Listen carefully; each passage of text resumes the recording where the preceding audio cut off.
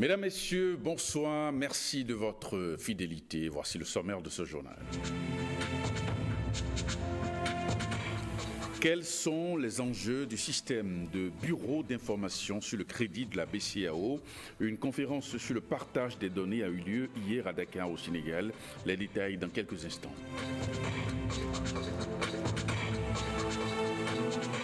Chirurgie mini-invasive, technique opératoire peu exploitée au Bénin. L'ONG La Chaîne de l'Espoir sensibilise les pédiatres béninois. Les travaux ont eu lieu hier à l'hôpital de la mère et de l'enfant à Cotonou. Lancement des échanges commerciaux bénino-suédois. Des opportunités sont offertes aux opérateurs économiques béninois pour prospérer davantage dans leurs affaires.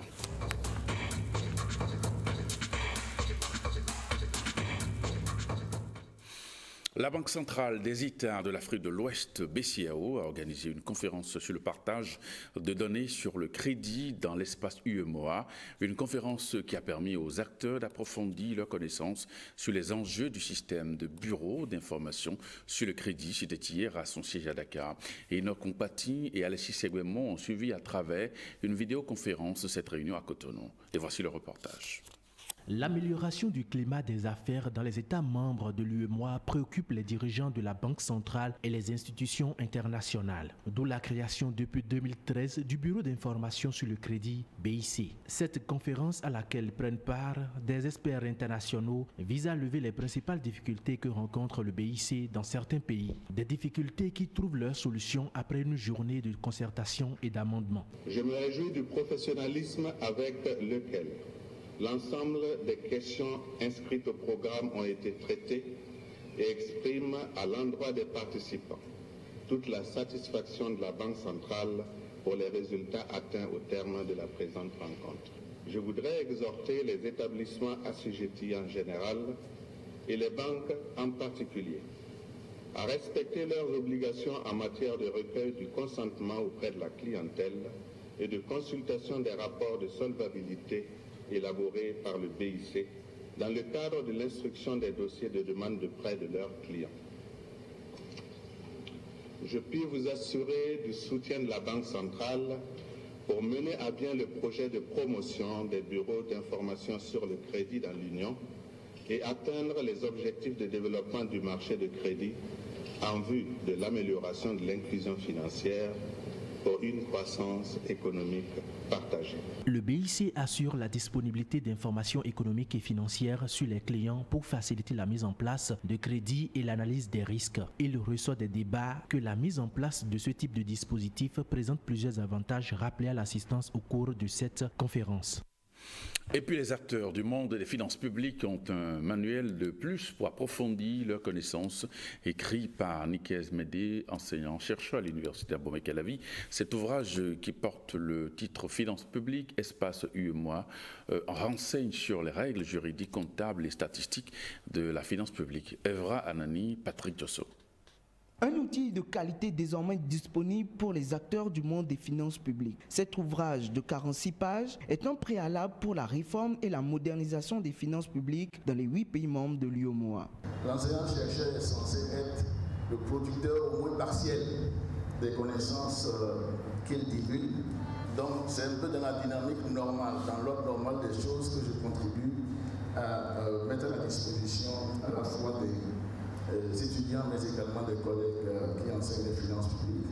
Un ouvrage de référence qui pourrait servir de documentation en matière de finances publiques. Soutenu par un parterre de personnalités, ce premier ouvrage de théorie générale des finances publiques a reçu les hommages qu'il faut.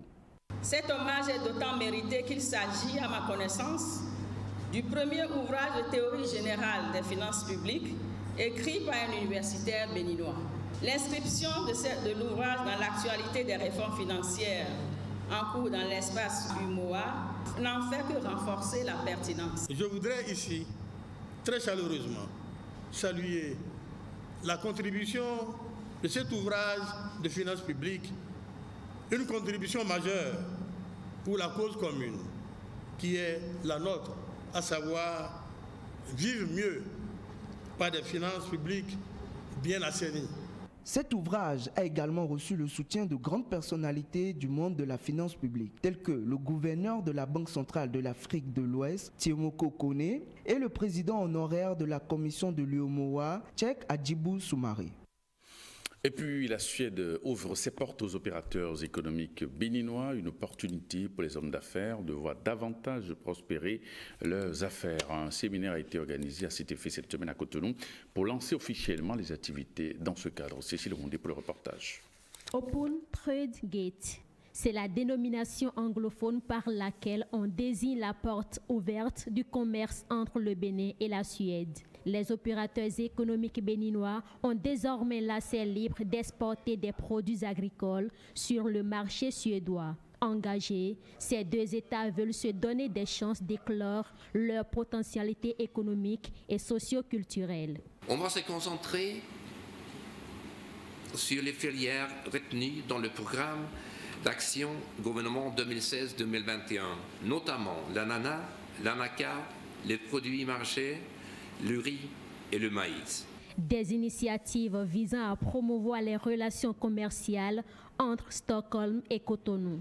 Le Bénin, pour sa part, rassure de la qualité de ses produits et entend prendre des mesures pour répondre aux exigences sanitaires. Il n'est ni prétentieux ni faux d'affirmer que la meilleure qualité d'ananas, d'anacarde, de karité et de produits maraîchers est produite au Bénin. C'est à juste titre que ces produits sont recherchés de façon permanente, tant à l'intérieur qu'à l'extérieur du Bénin. Nous sommes un pays où nous n'avons pas de laboratoire aux normes internationales. Et aller sur ce marché, surtout avec les produits agricoles, exige que nous satisfassions aux exigences des mesures sanitaires et phytosanitaires. Et bien d'autres réglementations dont on ne peut pas se passer parce qu'au cœur de ce commerce, c'est la vie humaine qui est en œuvre. Cet accord commercial qui va contribuer à la croissance économique vient ainsi renforcer les liens de coopération existants déjà entre les deux pays. Les responsables de la formation politique UDI, Union pour le développement intégré, sont allés échanger avec le président de la Cour constitutionnelle, des actes fondateurs du parti, tandis que la délégation de l'Église protestante méthodiste du Bénin est allée recevoir les conseils du président de la Cour constitutionnelle. Reportage. Nous sommes allés vers le président de la Cour constitutionnelle pour savoir comment nous pouvons nous comporter pour ne pas tomber sous le coup de la Constitution. Parce qu'un parti politique doit animer la vie publique, il doit éduquer les citoyens, mais s'il ne sait pas comment il va se comporter, il risque de tomber sous le coup de l'inconstitutionnalité. Donc c'est cette démarche que nous avons faite en direction du président de la Cour constitutionnelle. Nous sommes venus d'abord dire merci à la Cour constitutionnelle qui nous avait accompagnés pendant les moments troubles de cette Église et inviter de vive voix le président de la Cour constitutionnelle pour qu'il soit des nôtres le 2 juillet 2017 où nous allons installer la nouvelle équipe dirigeante de l'Église. Santé à présent, la chirurgie mini-invasive est une technique d'opération qui n'est pas encore très exploitée ici au Bénin. L'ONG La Chaîne de l'Espoir, à cet effet, a organisé un séminaire de formation à l'intention des pédiatres béninois. C'est du 29 mai au 2 juin à Lomé, à Cotonou. Plus de précisions avec Alexis Kenom, Benelli Alokmon et Ghislaine Adimi. La chirurgie mini-invasive est un mode opératoire qui comprend plusieurs avantages. Elle serait la plus recommandée dans le cas des interventions chirurgicales pratiquées sur les enfants et notamment les plus petits. La chirurgie mini-invasive consiste à opérer un patient sans faire une grande incision. On introduit une caméra qui permet de voir beaucoup mieux que ce que nous voyons à l'œil nu. Ça l'agrandit. Ça crée moins de dommages tels que la douleur. Le patient se réveille, un patient qui devrait faire 5 jours à l'hôpital, voire une semaine, 10 jours, peut faire 72 heures. On peut l'opérer le matin et rentre le soir. Le présent séminaire de formation est organisé dans le but de rehausser le monde de la chirurgie pédiatrique au Bénin. Au nombre des activités de ce séminaire, des interventions chirurgicales ont été pratiquées sur plusieurs enfants malades. Nous avons essentiellement fait des explorations de la cavité abdominale pour des enfants pour lesquels on ne percevait pas l'un des testicules. Et on ne savait pas si le testicule était absent ou s'il était trop dans le ventre pour être perçu lors de la palpation du scrotum. On peut faire de la chirurgie abdominale, on peut faire de la chirurgie thoracique, on peut faire de la chirurgie articulaire. Alors nous avons opéré 5 enfants ici, 3 mardis, 2 mercredis. Et nous avons aussi fait beaucoup de cours. Les formateurs déployés par l'ONG sont des praticiens venus de différents pays. Comme annoncé, la centrale d'achat des médicaments essentiels et consommables médicaux, CAME, a ouvert ses portes aux professionnels de la santé et à sa clientèle. Une journée pour découvrir davantage ces structures spécialisées dans les produits génériques pharmaceutiques. Les détails avec Iliad Bokor, William Tchouki et Francis Faton. Elle ouvre ses portes à sa clientèle, au public et aux professionnels de la santé, la CAME. Elle s'engage une fois encore à mettre à la disposition des populations des médicaments essentiels génériques pour des soins de qualité et à moindre coût. La CAME est mobilisée pour renforcer sa contribution dans la mise en œuvre de la politique pharmaceutique nationale à travers les actions ci-après. Améliorer davantage la disponibilité des produits en vue de répondre aux demandes sans cesse croissantes. Contribuer à la formation des acteurs impliqués dans la gestion des produits médicaux en vue de renforcer leur capacité de gestion. Et renforcer son système de sécurisation des approvisionnements et de distribution des produits. Approvisionner les formations sanitaires en produits de qualité, c'est de cela qu'il s'agit. Et depuis 2 décennies, la CAME s'évertue à combler cette attente des populations. Aujourd'hui, ce rôle devra davantage s'affirmer dans un contexte où le gouvernement a décidé d'assainir dans notre pays et à juste titre le sous-secteur du médicament. L'autre chose que nous demandons à la CAME et au ministère, c'est de faire en sorte qu'on ne note pas un grand décalage, assez de disparité entre les tarifs pratiqués sur le marché. La CAME est l'une des principales sources d'approvisionnement en produits pharmaceutiques. Elle doit à ce titre veiller à l'uniformisation des prix sur le marché, seul moyen pour orienter le choix des populations vers les produits de qualité.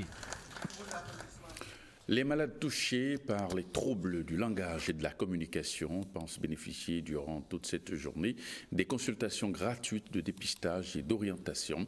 C'est à la faveur de la journée porte ouverte première édition sur la discipline médicale, citée ce matin au CNHU HKM de Cotonou. Clotaire Awikoun, Rebecca Kanyaoundé et Alexis Kelin. Consultation gratuite, dépistage et orientation des enfants et adultes souffrant des troubles du langage oral et écrit, des troubles de la voix, de la déglutition, de la communication. C'est l'intérêt qu'offre cette première journée porte ouverte de l'orthophonie. Occasion aussi de mieux connaître l'orthophonie, cette discipline paramédicale très peu connue chez nous. Malgré ces interventions depuis 5 années, l'orthophonie a certes fait des progrès, mais reste encore très peu connue tant par le personnel médical, paramédical que par la population. Et dans le souci de promouvoir les multiples domaines d'intervention de cette discipline, l'Association béninoise des professionnels de l'orthophonie, ABEPO, créée depuis le 7 juin 2014, s'est donnée pour mission de sensibiliser les différents acteurs médicaux, paramédicaux, éducatifs, de dépister les troubles du langage chez les enfants ayant des difficultés pour parler ou pour écrire ou pour manger, d'organiser des journées portes ouvertes, de faire des plaidoyers auprès des autorités compétentes pour l'insertion professionnelle des orthophonistes dans le système sanitaire. Les centres hospitaliers, quelle que soit leur position dans la pyramide sanitaire, sont dénués d'orthophonistes. Malgré le nombre réduit d'orthophonistes, soit 9, sur toute l'étendue du territoire, aucun n'est véritablement engagé dans les centres hospitaliers. L'Association béninoise des professionnels de l'orthophonie, ABEPO en acronyme, est née le 7 juin 2014 et notre pays ne compte que 9 orthophonistes non encore intégrés dans l'organisation des centres de santé publics. Et puis retour sur la célébration de la journée de l'arbre au Bénin, une première dans la célébration de cette journée. C'est une plantation privée qui a servi de cadre aux manifestations officielles, une manière d'encourager les initiatives privées de reboisement. Le point avec William Tchoki. Arbre, énergie et économie verte, un nouveau paradigme autour de cet acte de repeuplement du couvert végétal. Une fois encore, les Béninois sacrifient à une tradition instaurée depuis 1985, la mise en terre des plants. Une 33e édition lancée depuis ce site d'Alada. Une plantation de mélina et d'acacia, 15 hectares, une œuvre de la société ATC Industrie de Bois. Aujourd'hui, le bois est source d'énergie. Nous l'appelons bois énergie. Et nous sommes dans cette problématique-là de faire une gestion durable de cette ressource qui n'est pas illimitée et qui, aujourd'hui, est en danger. C'est un site choisi à dessein, montrer que l'arbre a plusieurs fonctions. Celle de protéger l'environnement, c'est aussi une denrée fortement économique. Alada en donne l'exemple avec la société ATC et tous les planteurs de cette région. Et donc stimuler également le développement national à travers le développement d'entreprises par un investissement accru dans les actions de reboisement. Une descente dans l'unité industrielle de la société ATCIB a permis de toucher du doigt toute la chaîne de valeur dans la gestion forestière. Dans le privé, c'est un exemple de réussite. Dans le public, d'importants efforts sont aussi fournis, en témoigne cette vaste plantation de teck gérée par l'ONAB. La forte délégation gouvernementale a visité également le Mirador numéro 1 de Massy et la pépinière de production de plants forestiers d'Agadia-Lego. Un périple pour lancer également la campagne nationale de reboisement intensif. Aidé par le ministère du Cadre de vie et du Développement durable, le personnel de la Société du matériel et des travaux publics s'est aussi associé à la célébration de la Journée de l'arbre. Les travailleurs ont mis en terre des dizaines de plants dans la cour de cette unité de production. On retrouve William Tchoki. Des plants, on en a mis en terre des milliers ce 1er juin 2017, Journée nationale de l'arbre. Cette plantation privée dans la commune d'Alada a certes servi de cadre pour les manifestations officielles. Dans d'autres régions du pays, nombreux sont ces concitoyens qui ont aussi sacrifié à la tradition. C'est le cas de ces travailleurs de la Société du matériel et des travaux publics. On a mis ces plans-là en terre aujourd'hui pour améliorer notre cadre de vie et de travail. Nous sommes ici dans un atelier, la SMTP dans le développement de ces activités. Et si effectivement elle fonctionnait à plein régime, ferait tourner l'ensemble de ces ateliers. Et ces ateliers, une fois en état de marche, produiraient du CO2. Et nous avons anticipé sur cela en mettant en terre ces différents plans-là lorsque nous allons tourner véritablement comme cela se doit. En attendant donc la reprise des activités de cette unité de production, le personnel prend des dispositions écologiques pour la captation des gaz d'échappement des machines, un appel de pied pour accélérer le renouveau promis par les autorités. Et puis la 33e édition donc, de la Journée nationale de l'arbre a pour thème arbre, énergie et économie verte. Alors qu'en est-il de la production de charbon de bois dans notre pays? Est-elle réglementée ou continue-t-elle d'être une source de déforestation?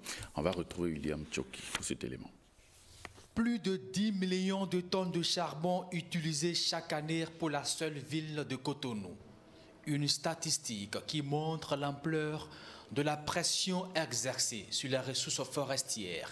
Tous les ans, nous avions besoin de près de 9 millions et quelques de tonnes de charbon.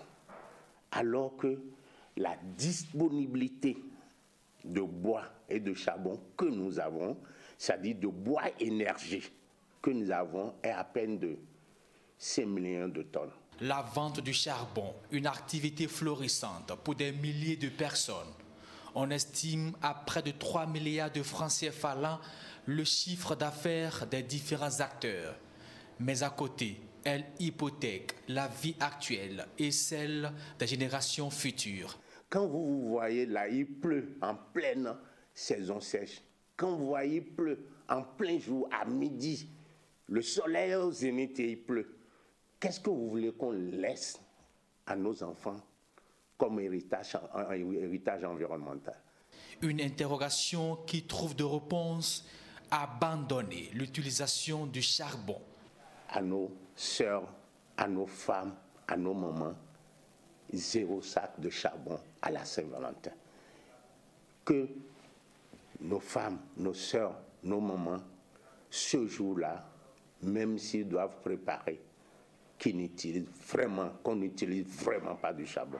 Si nous faisons cet effort, vous voyez la quantité de charbon qui serait non utilisée, vous voyez la quantité de forêt qui serait non dévastée, vous voyez la quantité d'arbres qui ne seraient pas abattus. Un appel de l'unité de protection de l'environnement. Le sport scolaire maintenant, avec les championnats départementaux de l'Union, des associations sportives, des enseignements secondaires, du littoral, qui ont pris fin cette semaine au stade de l'Amitié. Mathieu Kéréco, la finale de football, a opposé le CSP, la grâce divine, au Collège Le Lac. Au bout du compte, c'est bien le Collège Le Lac qui bat son adversaire du jour au tir au but et emporte le trophée Modesto Boula. Enoch Mpatine, Yves Agropessi. C'est une entame de match à l'avantage du complexe scolaire privé La Grâce ici en vert. En face, une équipe du CEG Le Lac en bleu qui subit mais ne lâche pas.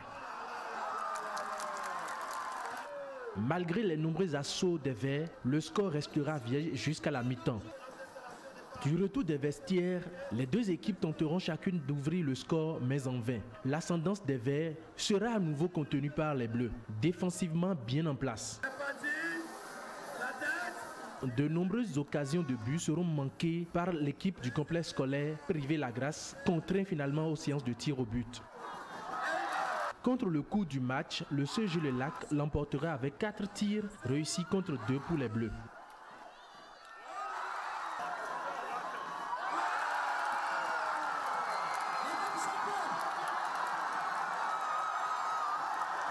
Ils ont pu arrêter tout à nos occasions et en plus le gardien était présent à tous les points lorsqu'on envoyait le ballon. Pour le parrain des championnats départementaux du littoral, c'est un pari réussi. Vous allez défendre le département dans quelques jours au niveau de l'Atacora et je voudrais vous inviter à travailler davantage pour qu'au terme de ce championnat national, que ce soit avec plaisir que le littoral, à travers le CEG du Lac, puisse emporter dans la discipline du football le trophée. Le CEG Le Lac remporte ainsi le trophée Modeste S. Pointe-Boula. En plus d'une enveloppe financière, plus des ballons. Le complexe scolaire privé La Grâce reçoit en revanche le second prix composé d'une enveloppe financière et des équipements sportifs. À l'étranger maintenant, le 3 juin demain donc marque le début des élections nationales au Lesotho. Dans cette perspective, l'ancien président mozambicain Joaquim Chissano est chargé de piloter la mission d'observation de l'Union africaine. Il a également rencontré le roi du Lesotho, Letsi III, qui se dit confiant quant à la tenue du scrutin dans un pays qui a connu par le passé des troubles politiques. Reportage. Le Lesotho se prépare à vivre des élections législatives le 3 juin 2017. Dans cette perspective, l'ancien président zambien Rupia Banda, chargé de diriger la mission d'observation de l'EISA, l'Institut électoral pour la démocratie durable en Afrique, est arrivé à Maseru. À ses côtés, l'ancien chef d'État mozambicain Joaquim Chissano, celui qui fut également ancien président de l'Union africaine de 2003 à 2004, est chargé de piloter la mission d'observation de l'instance panafricaine dans ce pays d'Afrique australe. Je leur ai déjà dit. Pour moi, on ne se bat pas durant une élection, mais on se rend disponible pour le peuple qui choisit qui il pense être le meilleur. On peut tous être bons, mais le peuple a aussi son mot à dire. Doté d'un parlement bicaméral, le Lesotho dispose d'une monarchie constitutionnelle, avec à sa tête un roi dont le rôle est essentiellement protocolaire. Et avant d'entrer de plein pied dans sa mission, Joaquim Chissano a justement rencontré l'actuel roi du Lesotho, Letsi III.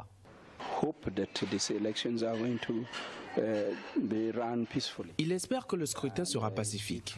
Il fait confiance aux accords trouvés auparavant dans le but de pousser tout un chacun à respecter les résultats qui découleront de ces élections. Il espère également qu'au sortir de ces élections, quels qu'en soient les résultats, les nouveaux dirigeants poursuivront les réformes qui ont été entamées. Tout cela prouve selon moi qu'il est optimiste. Ces élections interviennent après le vote de défiance du Parlement contre le chef du gouvernement, Pakalita Musizili, début mars 2017. Ce dernier avait alors demandé au roi de dissoudre la représentation nationale et d'organiser un scrutin sous 3 mois, conformément à la constitution du Lesotho. Enclavé au cœur de l'Afrique du Sud, le Lesotho traverse une profonde crise politique depuis le coup d'État manqué de juin 2014 qui avait débouché sur des élections en février 2015. Et puis le 23 août prochain, les Angolais seront convoqués aux urnes pour les élections législatives. Des élections sans véritables enjeux, disent les analystes. Le parti au pouvoir, le MPLR, Mouvement populaire pour la libération de l'Angola, partirait déjà vainqueur. Reportage. Les Angolais avaient jusqu'à ce 31 mai pour s'inscrire sur les listes électorales en vue des élections législatives du 23 août 2017. Plus de 9 millions d'électeurs sont attendus aux urnes pour ce scrutin au double enjeu, le poste de président de la République revenant au chef du parti qui remporte ces élections. Ça ressemble à toutes les législatives, sauf qu'il y a un parti qui règne sans partage depuis très longtemps, le MPLA. Il s'agit maintenant de voir s'il y aura un renouvellement de la classe politique au niveau du MPLA. Et si c'est le cas, il y a déjà un successeur du président désigné. Qui sera le successeur de l'actuel président José Eduardo dos Santos, au pouvoir depuis 1976? On évoque João Lourenço, 62 ans, actuel ministre de la Défense et l'un des ténors du mouvement populaire pour la libération de l'Angola. Parti au pouvoir qui a approuvé en février son nom comme tête de liste pour le scrutin législatif. L'opposition existe, mais c'est une opposition qui n'a pas assez de moyens pour s'exprimer. Donc le MPLA de toutes parts, et c'est normal que s'il y a ces législatives, le dauphin désigné du président soit facilement élu. La passation de pouvoir entre le président sortant et son successeur est fixée à l'issue de ces élections législatives dans lesquelles João Lourenço, candidat de la continuité, part déjà grand favori. Et puis, dernière information, 2 Béninois qui ont été élus aujourd'hui à Abidjan dans les instances sous-régionales de l'Organisation internationale de la francophonie. Il s'agit du professeur Adolphe Bachavi, qui est le président des structures et institutions nationales en charge de francophonie. En Afrique de l'Ouest, il a été élu donc aujourd'hui. Et puis, Dr Eric Adia également, qui dirige désormais le bureau régional de l'OIF en Afrique de l'Ouest. Avant de nous séparer, quelques informations sur le programme de ce soir. À 21h, vous suivrez l'émission Tribune du gouvernement, le thème protection de la côte à l'est de Cotonou, le compte à rebours et 2 feuilletons, le choix de l'amour et Windec. Retrouvez à 23h Jérôme Mboua dans ce studio pour le JT Soir. À 23h donc. Et puis cette édition qui s'achève, vous pouvez la retrouver sur notre plateforme www.ortb.bj. Merci et bonne soirée chez vous.